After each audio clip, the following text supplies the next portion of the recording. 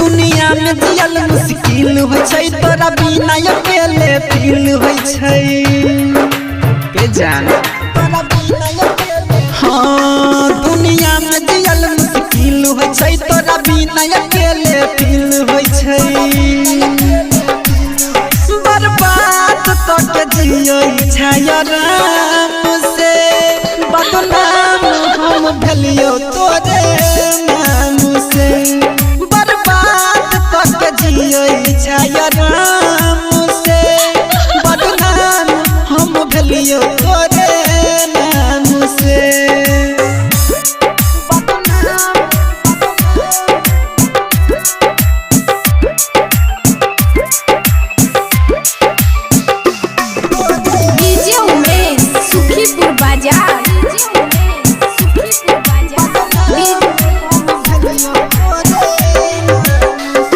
जिंदगी भर हम साथ देबो कहि कतोना दूर भेले कह जता रुपया खातिर हमरा तू मजबूर केले हां हां जिंदगी भर हम साथ देबो कहि कतोना दूर गेले कह जता रुपया खातिर हमरा तू मजबूर केले तोरा चाहत रही हम दिलर जान से बदनाम हम भेलियो तोरे नाम से बर्बाद करके जियै छै आराम से बदनाम हम भेलियो तोरे नाम से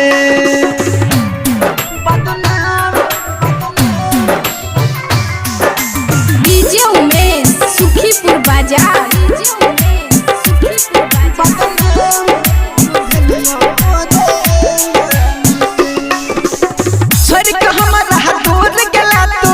दिल भलै साइलेंडर से रहली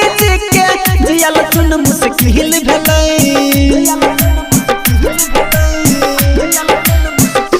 हां हां छड़का गेला तोहर तू हमरा धोखा के हम फील भलै साइलेंडर से रहली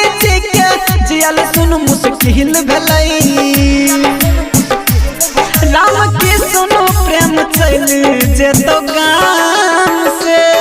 बदनाम हम भेलियो तोरे नाम से बर्बाद करके जियै छै आराम